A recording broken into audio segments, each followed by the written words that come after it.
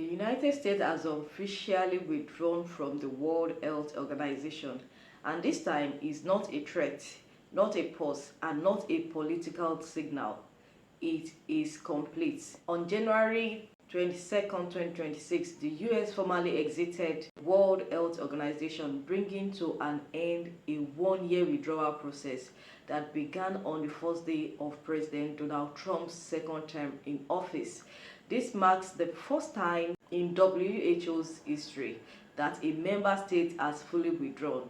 This decision carries major implications, not just for America, but for global health systems, international cooperation, disease surveillance, vaccine development, and emergency response across the world, especially in developing regions. Let's break down what actually happened, why it happened, and what it means going forward, without emotion, without exaggeration, just facts. So how did we get here? On January 20th, 2025, President Donald Trump signed Executive Order 14155, formally notifying the United Nations of the United States' intent to withdraw from the World Health Organization. Under WHO's rules, a member state must give 1 year notice before withdrawal becomes effective. That 1 year notice period ended on January 22nd, 2026, making the US exit official. This was not Trump's first attempt. During his first presidency in 2020, he announced a withdrawal, but the decision was reversed in 2021 by President Joe Biden before it could take effect. This time, there was no reversal. The withdrawal has now been completed in full. So why did the Trump administration leave the WHO?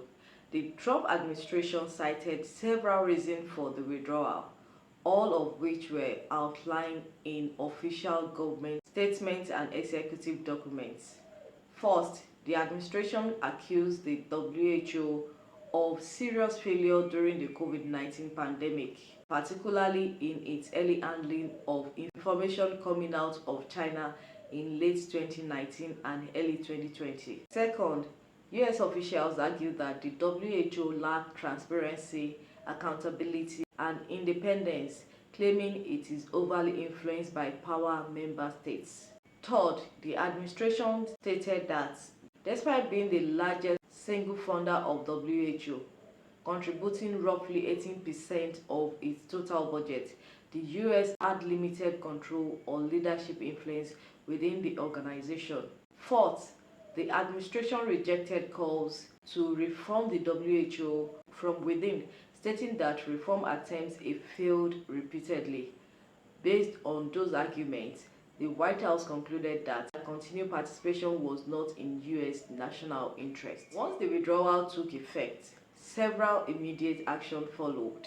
All US government funding to the WHO was terminated. American personnel working within WHO offices were recalled.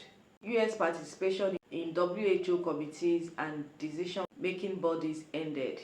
Hundreds of joint programs and data-sharing arrangements were suspended. The US also disputed claims that it still owed the WHO outstanding membership fees, a point the WHO strongly disagreed with. This sudden removal of funding created a significant financial gap within the organization. The WHO is not just a policy body, it is an operational organization. It coordinates global disease surveillance, pandemic alert and emergency declaration, vaccine strain selection, including flu vaccines, technical health guidance for low-income countries. The US has historically played a central role in these systems, particularly through data funding and scientific expertise. With the US gone, the WHO has already announced major budget cuts, staff reductions estimated at around 25%, a restructuring of leadership and emergency programs. WHO officials have warned that the withdrawal weakens the world's ability to respond quickly to future health crises. So what does this mean for Africa and developing countries? For regions like Africa, the impact could be significant. Many countries rely on WHO coordinated support for disease outbreak response, immunization campaigns, health worker training, emergency funding during epidemics. While the WHO continues to operate, reduce funding limits its reach. The US government has stated it will pursue bilateral health partnership instead of working through the WHO. However, bilateral aid does not replace global coordination, especially during pandemics that cross borders.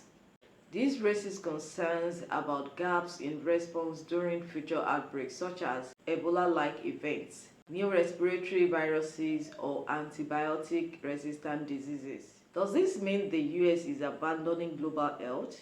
Not entirely. The US still runs independent global health programs through agencies like the Centers for Disease Control and Prevention, CDC, the National Institute of Health, NIH, bilateral aid agreements. However, without WHO membership, the US loses voting power in global health decisions, direct access to WHO coordinated real-time surveillance networks, influence over international health standards. Health experts warn this could make the US slower to detect global threats that eventually reach American borders. So let's hear a reaction from around the world. The WHO described the withdrawal as regrettable and warned that it makes the world less safe. Public health experts across Europe and Asia expressed concern about weakened pandemic preparedness. Some governments, however, remained neutral, choosing to wait and see whether other nations step in to fill the funding gap. There has been no mass withdrawal by other countries, at least for now. Could the US rejoin in the future? Yes, but only through a future administration. Rejoining would require formal notification, restoration of funding, congressional and executive alignment. There is currently no indication from the Trump administration that rejoining is being considered. So on a final thought, this is not just a political headline. It is a structural shift in how global health governance works. For the first time in WHO history, a major power has fully walked away. Whether this decision leads to stronger national system or weaker global coordination will only become clear over time. What is certain in this? Global health threats do not respect borders, politics, or ideology, and the consequences of this withdrawal will be felt far beyond Washington. Thanks for watching. I'll see you in the next one. Bye.